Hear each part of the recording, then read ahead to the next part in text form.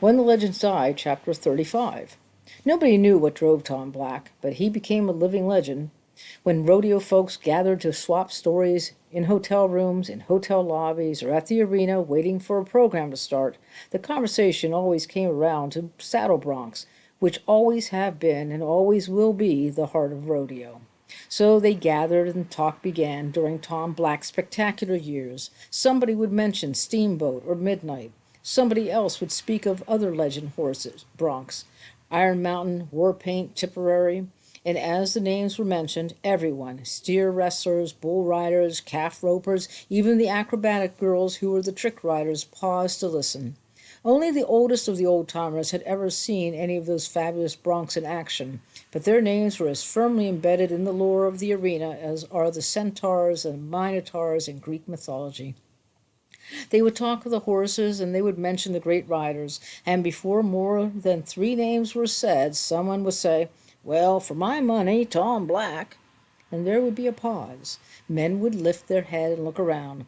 Tom Black was never there in person, since he avoided such gatherings, but his presence was, and his name was always spoken with respect that verged on awe. A first-year man, brash in his ignorance, might ask, "What year did Black win the championship?" And one of the veterans would say quietly, but with rebuke in his voice, "Tom Black never won the championship. He never went after it." And if the first-year man was brash enough to persist, "Why not, if he's so good?" the answer would be, "Old man Satan never had to win a title to prove how good he was." The comment was ambiguous, and intended so, and the reference to Satan was inevitable. Tom Black was sometimes called Devil Tom, and a kind of demonology, a satanic folklore of fantastic stories had grown up around him. One such story was that Tom Black and the devil were first cousins, but they had a quarrel and a fight, and the devil chopped off Tom Black's tail. Tom Black was so enraged that the devil had to turn himself into a bronc to get away. And so, the story went, Tom Black became a bronc rider and tried to kill or maim every bronc he rode just to be sure he got the right one, since nobody knew which bronc was the devil. Another story said that Tom Black and the devil were once partners, joint owners of hell. The devil wanted the place all to himself, so he challenged Tom Black to a pitch game with hell as the stake. Tom wasn't a pitch player, as everybody knew, but he learned fast. He matched the devil trick for trick 3 days and 3 nights. Finally, the devil fell asleep, worn out, and Tom stacked the deck. But when the devil woke up for the final hand, he switched the decks and dealt himself the winning cards.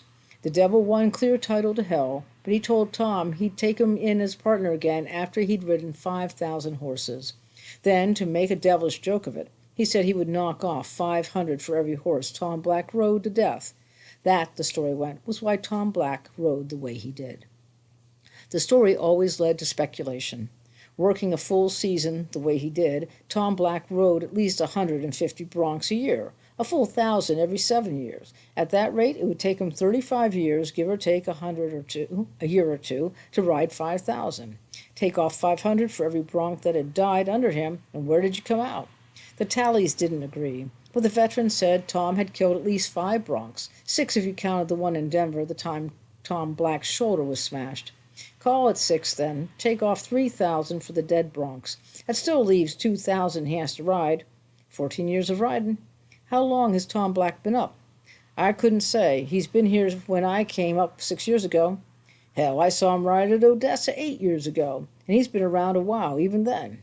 Well, all I can say is that Tom Black hasn't found the right bronc yet. If you ask me, he'll outlast all of us. He can't. He's human, isn't he? I've heard it argued both ways, son. But like I was saying, when you talk about great bronc riders, well, Tom Black's name belongs right up near the top. That's the way the talk went. If anyone had asked Tom Black himself, he would have had to stop and figure before he said how long he'd been riding on the big circuit. Even then, he might have been wrong by a year or two. Time no longer mattered to him. Nothing mattered except those intervals in the arena when he, like the broncs themselves, was a fighting creature wholly devoted to punishment and violence. Between the shows, he merely went through the motions of living, waiting, almost passive, driving from city to city, moving from hotel room to hotel room, going from one arena to another. Then those brief spans when he fully came to life, when life had meaning. Nothing else mattered because there was nothing else. Ride 3 times, pack, go. Ride 3 times, pack, go. Ride 3 times. It was a rhythm, almost like the rhythm of a pattern bucker. Some day the pattern might break, and meanwhile he rode with it as he rode the pattern buckers. Time had no meaning. Put it that way, forget time. That's the way the years passed.